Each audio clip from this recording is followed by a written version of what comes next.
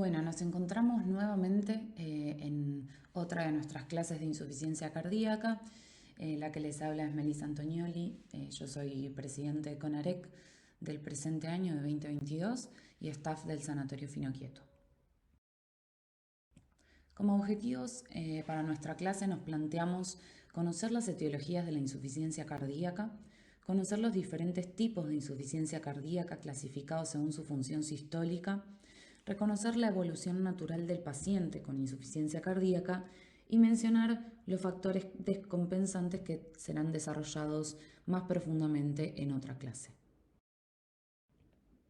Para empezar, les presento a esta mujer de 78 años de edad que como factores de riesgo ella es diabética tipo 2, no insulino requiriente, hipertensa, dislipémica, sedentaria y con antecedentes de túnel carpiano, no solo en ella, sino en un tío paterno. Ella se presenta a la guardia con edemas en miembros inferiores, disnea clase funcional 2 que progresó a clase funcional 3-4 en las últimas 2 semanas. Presentaba este electro con microvoltaje y este ecocardiograma bastante característico con hipertrofia ventricular, aurículas dilatadas y un patrón en bandera de Japón en el strain bastante característico de amiloidosis. Se realizó balance negativo con buena respuesta y egreso sanatorial posterior y vamos a mantener a esta paciente un poquitito en stand-by porque les voy a presentar otro tipo de paciente para luego después integrarlo con la teoría que desarrollaremos más hacia el final de la clase. Nuestro otro paciente es este hombre de 75 años que como factores de riesgo cardiovascular es sedentario, tiene sobrepeso, sobre todo aumento de perímetro de cintura y enfermedad coronaria.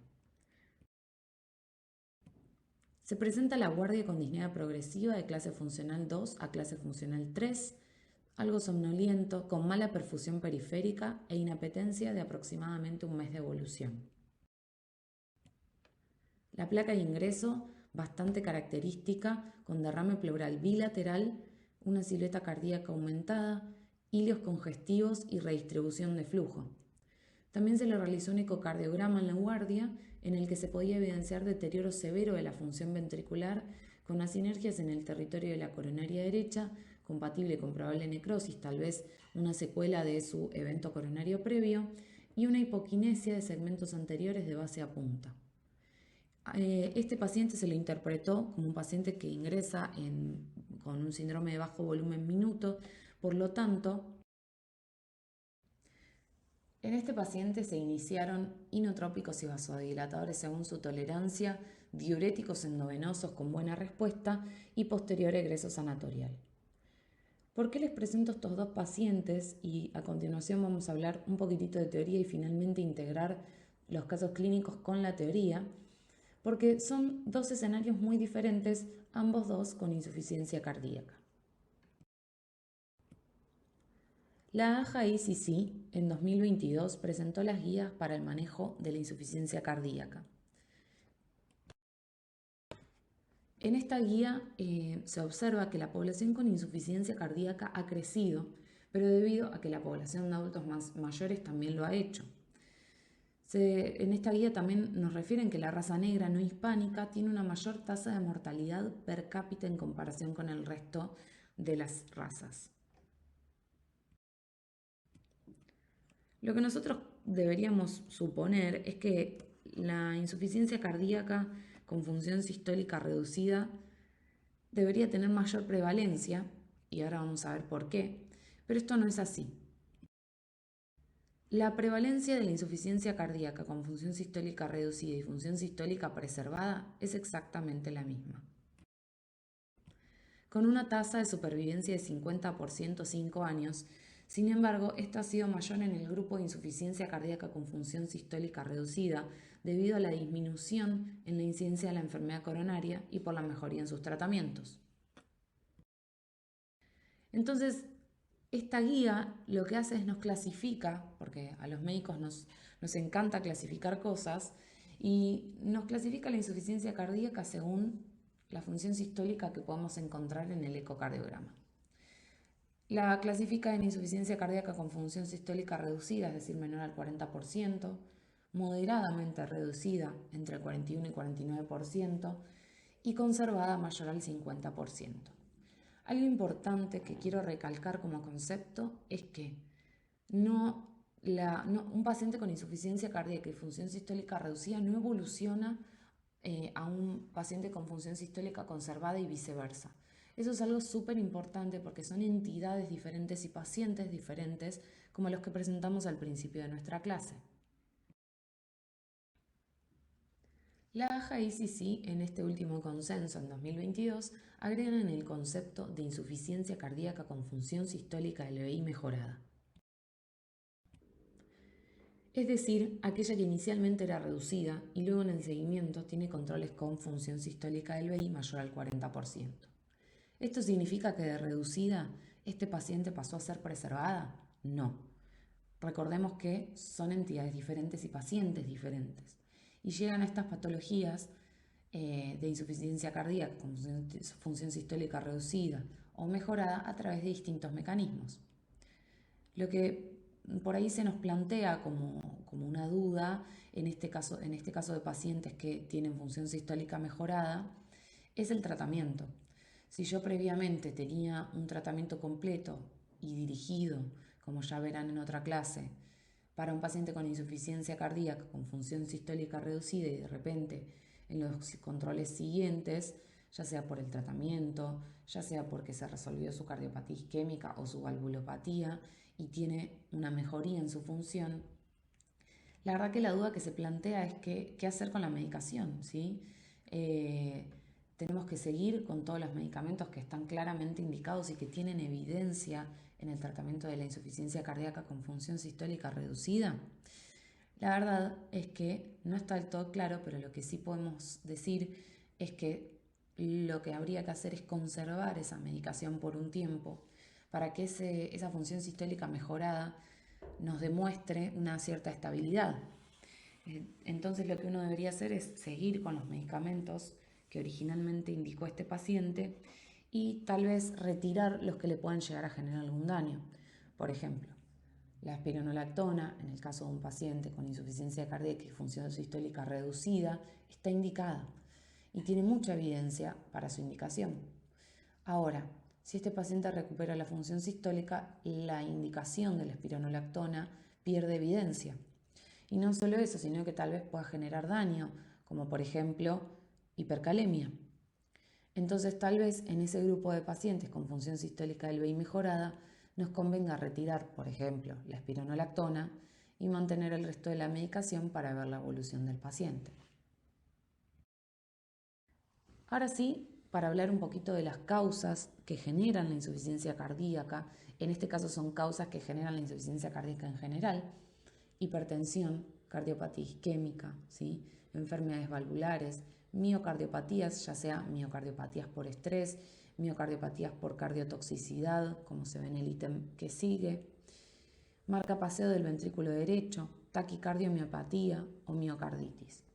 Pero si agrupamos estas causas según el tipo de función sistólica, vamos a ver que hay dos pacientes diferentes como los que vimos al principio de la clase.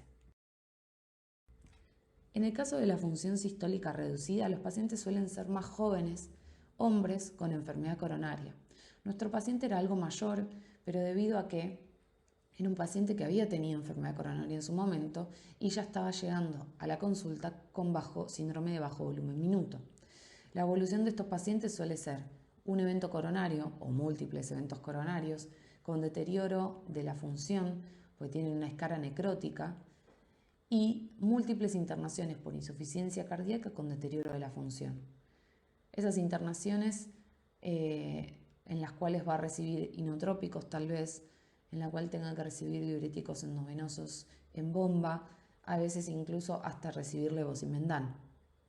En cambio, el grupo de insuficiencia cardíaca con función sistólica LVI preservada suelen ser mujeres mayores con comorbilidades, hipertensión, obesidad y diabetes.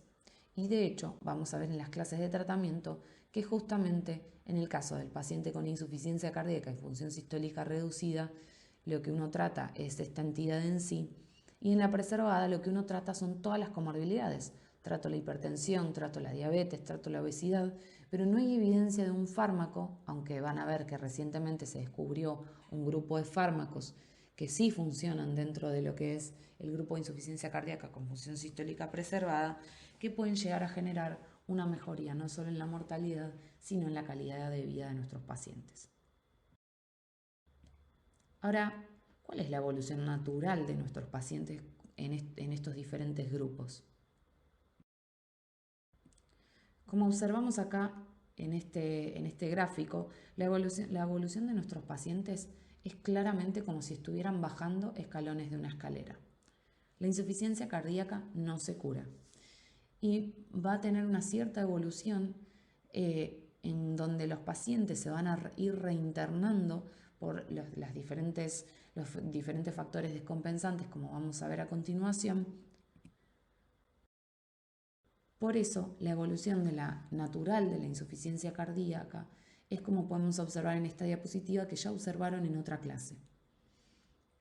Los distintos estadios de insuficiencia cardíaca, es decir, desde el riesgo de desarrollar insuficiencia cardíaca, pero aún sin daño estructural ni síntomas, que después se genere un daño estructural cardíaco sin signos ni síntomas, pero que ya después ese daño estructural esté asociado a síntomas y finalmente la insuficiencia cardíaca refractaria que requiere una intervención especializada.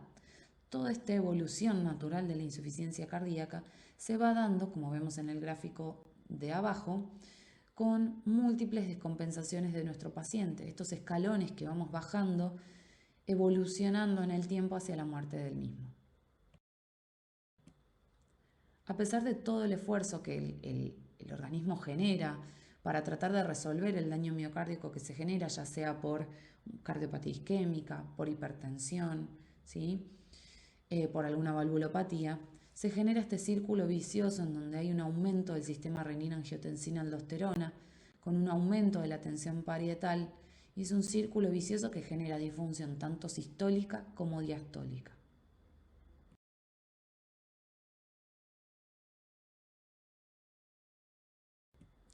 Ahora, ¿cómo llegan nuestros pacientes a la descompensación?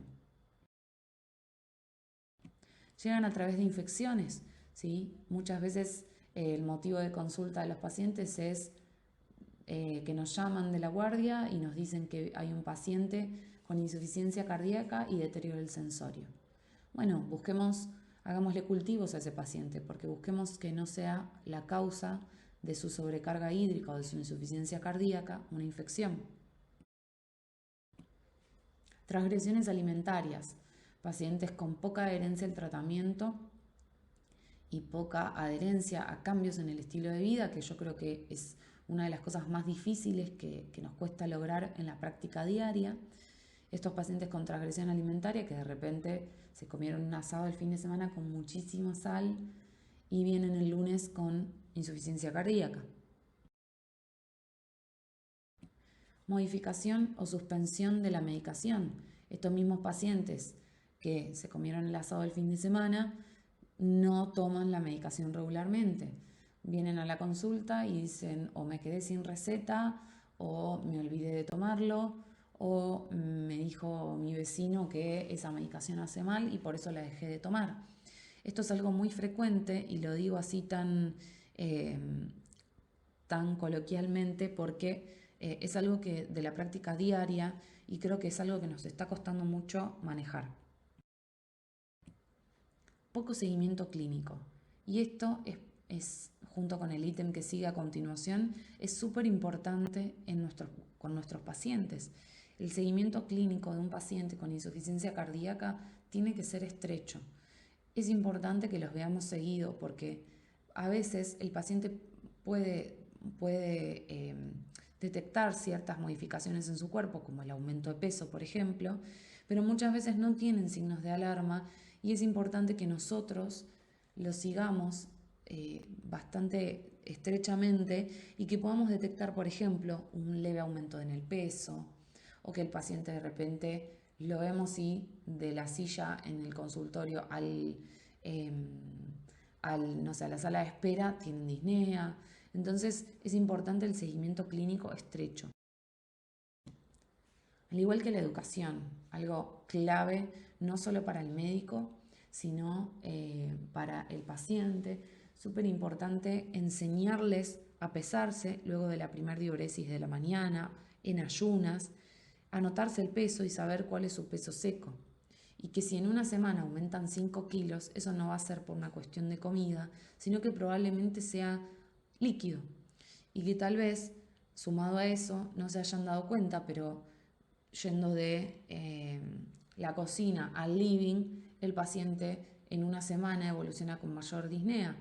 Entonces es importante ir educando y charlando con nuestros pacientes, mejorando la relación médico-paciente para que ellos aprendan a controlarse y que cuando ven este aumento del peso nos avisen, porque tal vez nosotros con un mínimo ajuste de su medicación en forma ambulatoria evitamos una internación que genera altos costos en salud, que genera un deterioro